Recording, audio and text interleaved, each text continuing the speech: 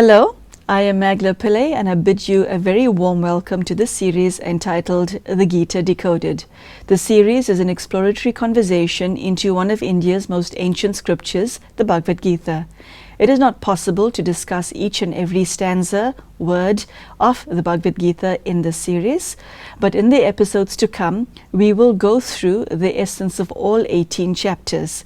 I highly recommend that you, the viewer, watch the series in its chronological sequence. About the Bhagavad Gita itself, it has been of deep and abiding interest to Hindus and non-Hindus, people from the East and West, and from various backgrounds. We will look at what people find most captivating about this ancient Eastern scripture. We ask how the Bhagavad Gita is relevant to the 21st century. If you have read the Bhagavad Gita and are interested in it, we ask that you not just understand the words in the text, but to ask yourself the question, how do you honor the Bhagavad Gita? What has been the subject of endless fascination to mankind is the extraordinary relationship between human being, you and I, and God. We will look at what the Bhagavad Gita reveals about the world's most famous personality, God Himself. Who God is, where does He live, what God's task is, and what God's role in humanity is. And this is a very personal question. What is your relationship with God? And the Bhagavad Gita looks at what God's message is to humanity. About our speaker, Sister Denise emanates from the West, and yet she has chosen to immerse herself in spirituality for a number of decades. Sister Denise integrates Eastern philosophy with a modern outlook. She is a walking encyclopedia of ancient wisdom. She has a brilliant command of the English language, and she is fluent in Hindi, and as you will see, she is extremely articulate. Sister Denise has a background in media. Sister Denise has captivated audiences across the globe for many years due to her unique brand of depth and wisdom. The spiritual experiences that she has caused her and has allowed her to make a difference in the lives of many due to her generous spirit. In this episode, we will be looking at the despondency of Arjuna, which is chapter 1 of the Bhagavad Gita. This series focuses on what the Bhagavad Gita says to you as an individual, the message that is contained in it, and the meaning behind the words in this ancient scripture. Sister Denise, a very warm welcome to today's show, and thank you so much for joining us. Thank you. The Bhagavad Gita is related by Sanjaya, the minister of Dhritarashtra, to him. A blind Kuru king, Sanjaya, represents the eyes and ears through which the Bhagavad Gita is seen.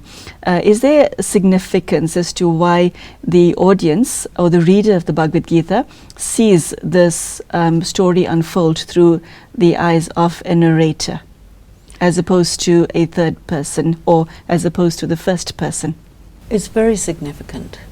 The circumstances of the Gita are on many different levels. The Gita means God, the incorporeal, the supreme being, the intelligence of the wise, is communicating information to a human being. And that information cannot be seen directly because it's internal. And also, when God speaks to somebody, it's behind a veil in many ways. If you look at the various different religions of the world, wherever you have God speaking to somebody, it's told about afterwards. You never actually see God speaking to the person. And I think that that is because God is incorporeal, and the person to whom God speaks is also incorporeal. The person is a soul. And so when the Supreme Being is talking to a being, on many levels it's, in a sense, telepathic. But in other ways, you know, from the point of view of the story of the Mahabharata, Arjuna is on the battlefield in his chariot with Krishna, and Krishna is talking to him. That's very far away from any kind of audience. So from a dramatic point of view, it has to be that Sanjay is having the special gift of clairaudience and clairvoyance, so that he's able to see what's going on and convey it to Dhritarashtra. So the people who are hearing about the knowledge of the Gita, the people who are reading the Gita, you're removed. And then there are so many levels of interpretation, and this is really what this series is all about, looking at the different levels of interpretation and also how the scripture is presented from a point of view of the drama of it and the theatrics of it. Dhritarashtra describes the battle taking place in the field of virtue, the field of Kurus. What does the field of virtue mean? And define Kurus in this context? Well, Kurukshetra is also said to be Karmakshetra. Karmakshetra, the field of action. So you have the field of virtue and the field of action. On the field of action, the people in the world who want to understand truth, who are interested in their spiritual development and so on, they are moral people. They are virtuous people, but there's a but. And virtuous people are in the circumstances of civilization collapsing. One of the aspects of the Gita that's very interesting is it's done in the circumstances of the destruction of Dharma. And so you have virtuous people whose virtue is being destroyed by circumstances, because the circumstances are so extreme at the time of the Gita. It's a very unusual time. Mm-hmm.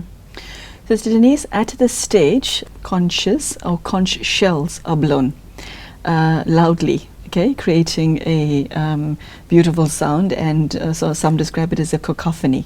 What does it mean, and what does it signify?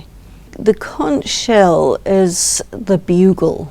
So traditionally in military activity, you announce the start of battle, and the conch shells correspond to the great warriors. And so each great warrior has his own signature.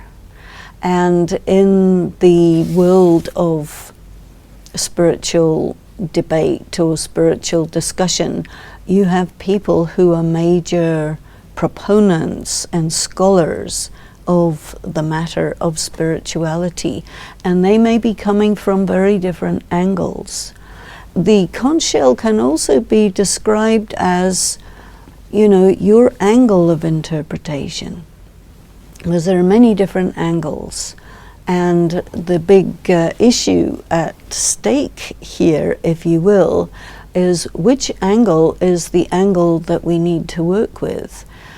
Because if the angle is right, then the result will be right.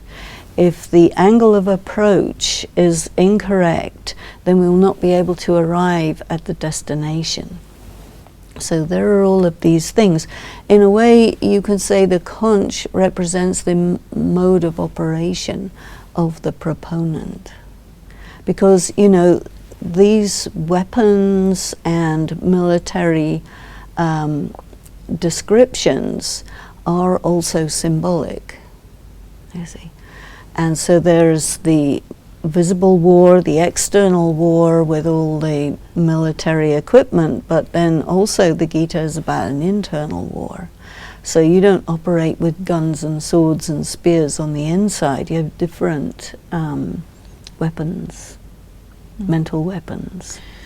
Sister Denise, you've now taken us to the next scene in the Gita, which is the scene where warriors, great warriors and armies gather together, and at this stage the reader meets the Pandavas and the Kauravas. Could you tell us who these people are, these armies that have gathered, and what do they represent? Your background is, on one hand, the Mahabharata, in which the Gita is situated, but there are also many references to the Ramayana. So there are these two parallel epics which form the background of this huge story of the battle between good and evil and the ultimate triumph of good, but it's very complicated and complex. And so for thousands of years, people have been trying to figure this out, and we are in a way one more attempt to look at it. And we're looking at it in perhaps a different way from many other people, because we're looking at it through the lens of the knowledge which is given through the Brahma Kumari's World Spiritual University, which talks a great deal about Raj Yoga, about the knowledge of the Gita, the episode of the Gita.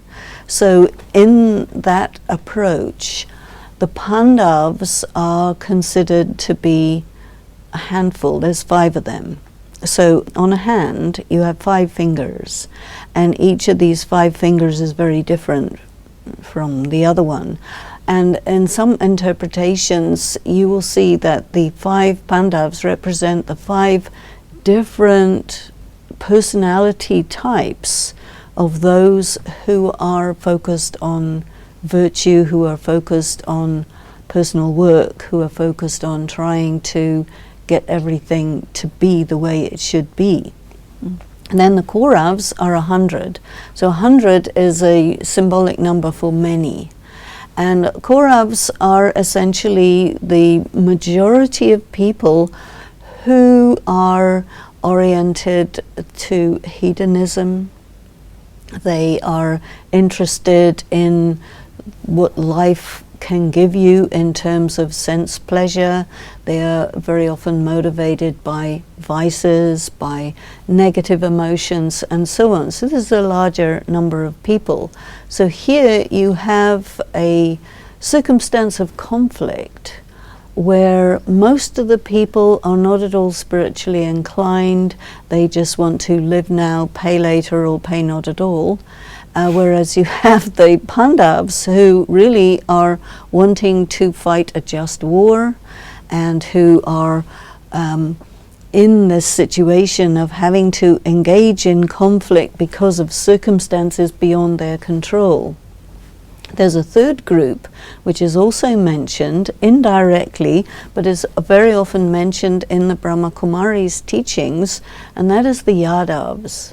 So the Yadavas are basically the people of European culture who are operating on the basis of science, who are very advanced technologically, and who also are part of the Great World War, in that they hold very, very destructive forces and weapons, and so they also play.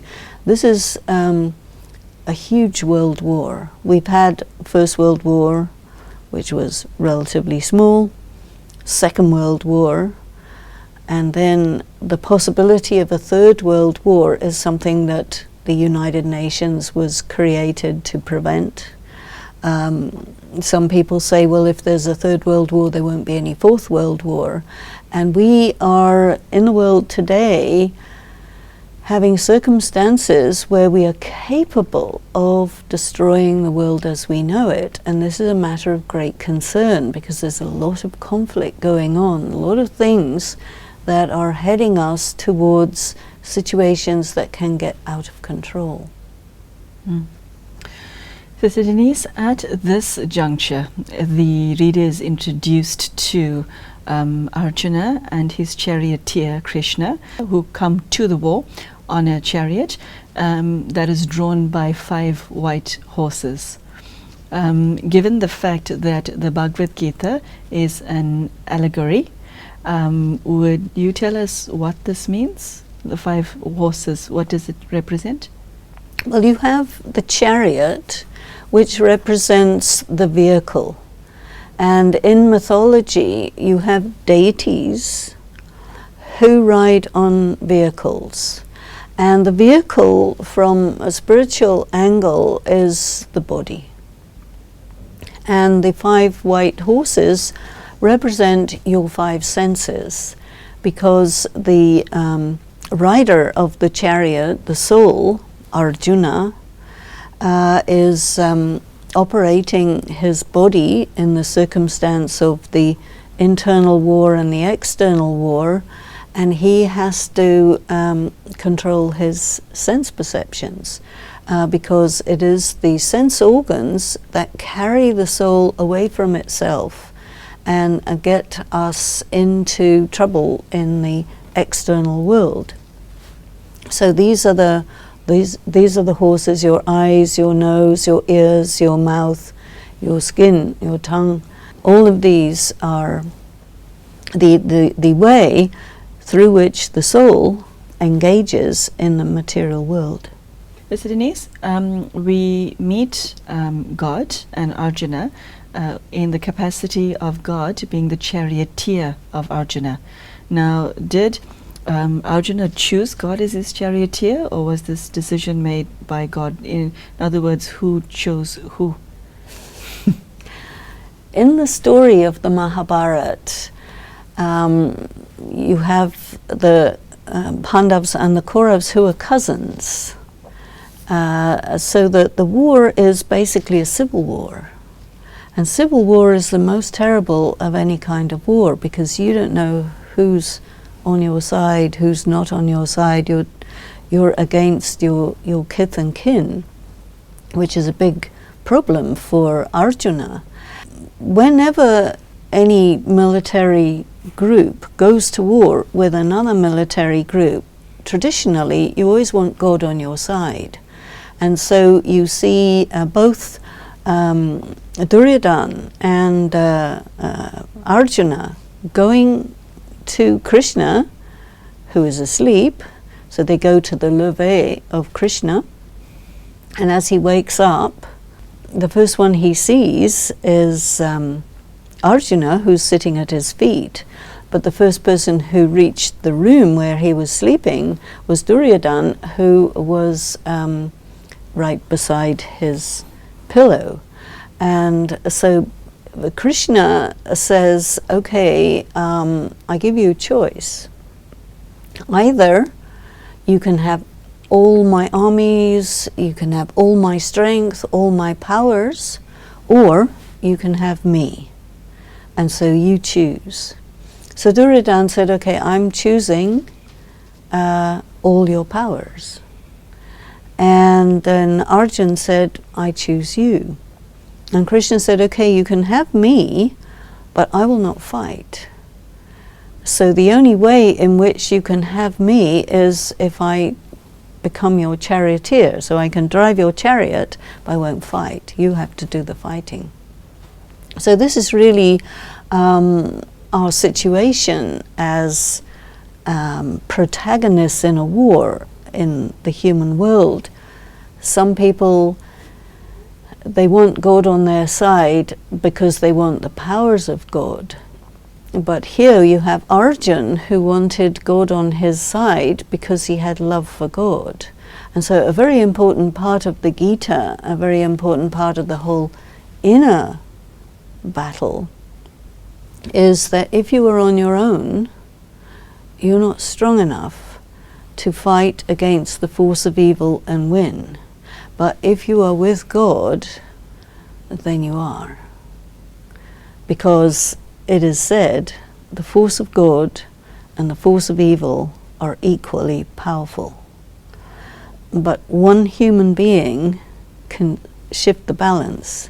So if you're with God, then that makes it more powerful than the force of evil. If you're not with God, then by default you're with the force of negativity, and so therefore you lose your soul to the forces of darkness. Wow, I'm still trying to digest all of that. Sister Denise, Arjuna chose God, and the other character, whose the pronunciation of whose name defies me, chose everything except God. Does the one who has truth wins? Is that the message? This is very much in the tradition. If you have God, you have truth. If you have truth, you will win. Definitely. But then, you know, what is truth? Yeah. It is so elusive. It's very difficult to know what is truth. And it is said God is truth.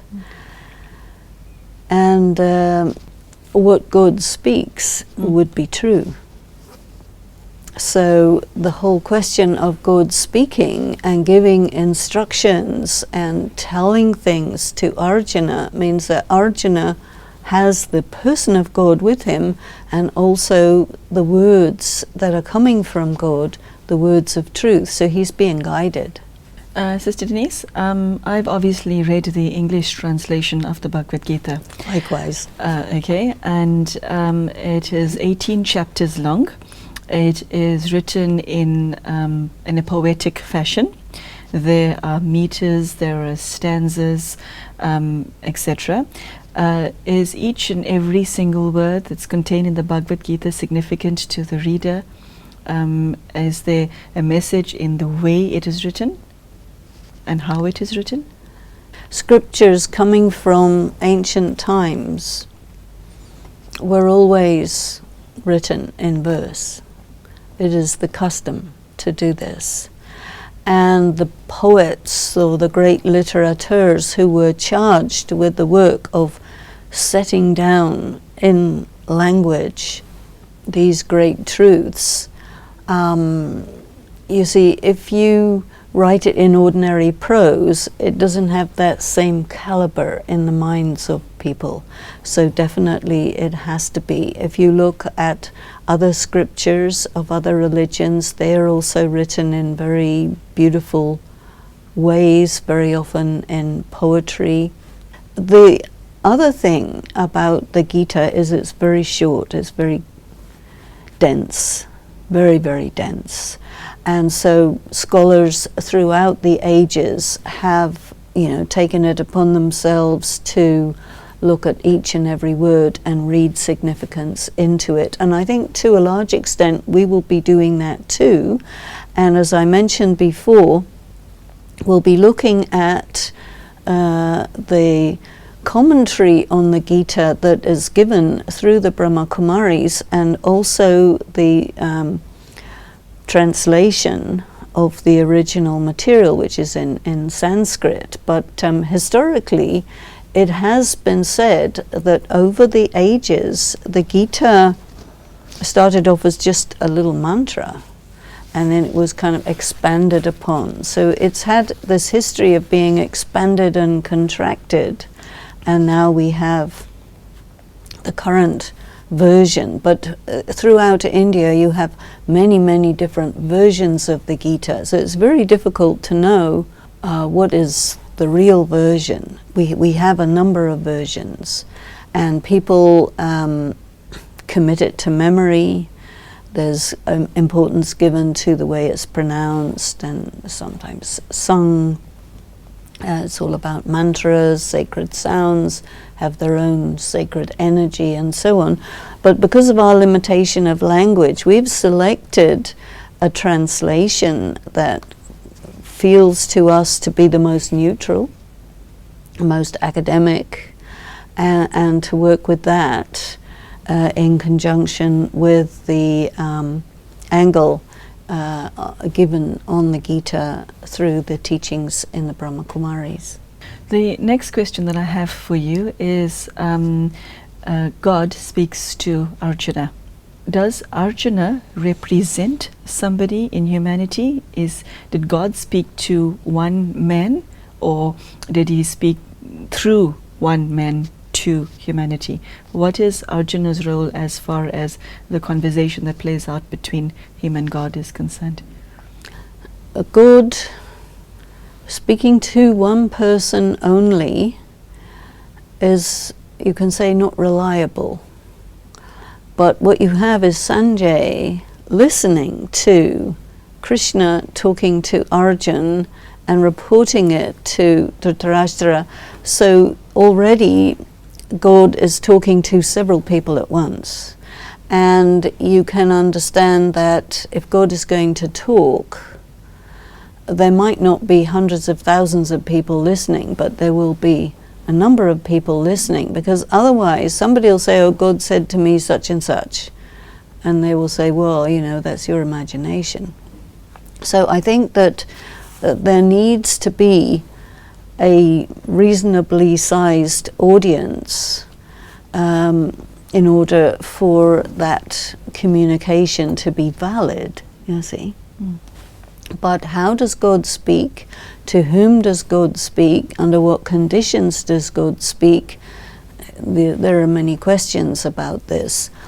God, sitting in the chariot of Arjuna, is described in Brahma Kumaris as incorporeal God, having incarnated into the body of a person whose soul is being communicated to, and this is all taking place within the body of that person. So you have a chariot with two people in it, and then the communication between God and that soul occurs.